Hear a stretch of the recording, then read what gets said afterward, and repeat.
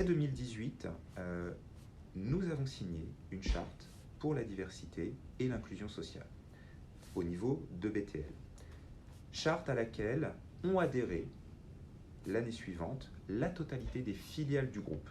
La promotion de l'égalité professionnelle est un des piliers majeurs de cette charte. Et cette charte est aujourd'hui applicable et appliquée dans tout le groupe et dans toute la division, donc dans Bolloré Transport et Logistique et donc au sein de la BU Porte. Aujourd'hui, ça fait partie de l'ADN de notre business unit. Tout se passe au niveau de Bolloré Transport et Logistique. D'accord. Donc, la division. Nous travaillons sur l'égalité femmes-hommes depuis plusieurs années et c'est une des priorités de Bolloré Transport et Logistique. Puisque quand vous travaillez sur l'égalité entre les hommes et les femmes, aujourd'hui, sur les terminaux, les hommes et les femmes qui sont sur nos terminaux doivent être traités de manière égale et équitable. Donc, il n'y a pas de sujet, on n'a pas de sujet d'écart entre notre charte et les applications locales ou sa déclinaison en local. Pour des raisons, parce qu'on se rend compte que pas forcément cette charte. À la croisée des axes maritimes d'Europe, d'Asie et d'Amérique, c'est le port en eau profonde de la sous-région. Des terminaux à conteneurs gagnés sur l'Atlantique.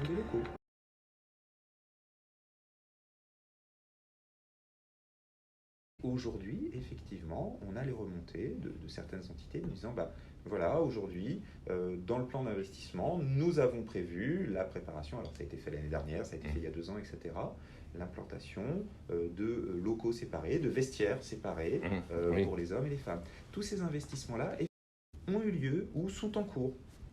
Sur d'autres activités, on va avoir effectivement les locaux séparés entre les hommes et les femmes dans des pays qui vont être musulmans, où vous ne devez pas avoir les hommes et les femmes qui sont... Nous avons un programme de développement pour nos jeunes talents, aujourd'hui, qui est en cours. Alors,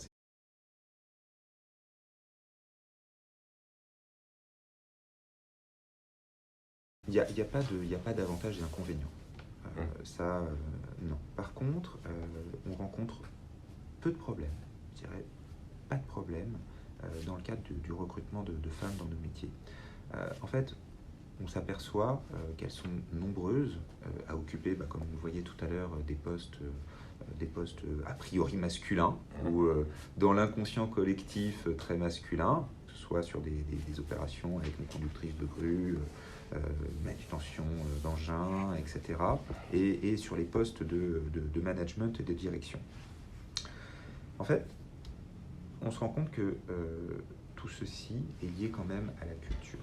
Les valeurs familiales sont essentielles en Afrique. Et on voit que la femme est traditionnellement reconnue sur le continent dans son rôle fondamental au sein de la structure, de la cellule familiale.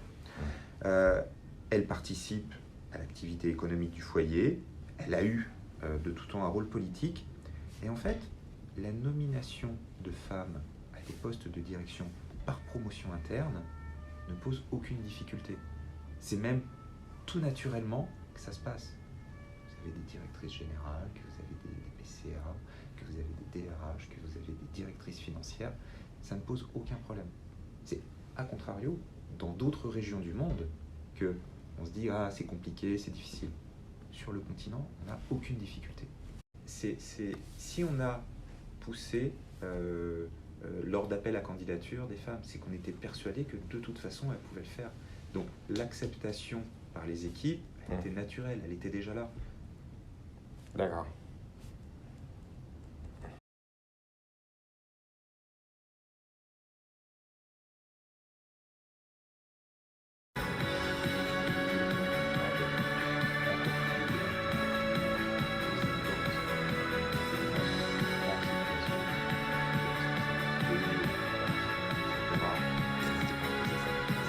Naturellement amener cet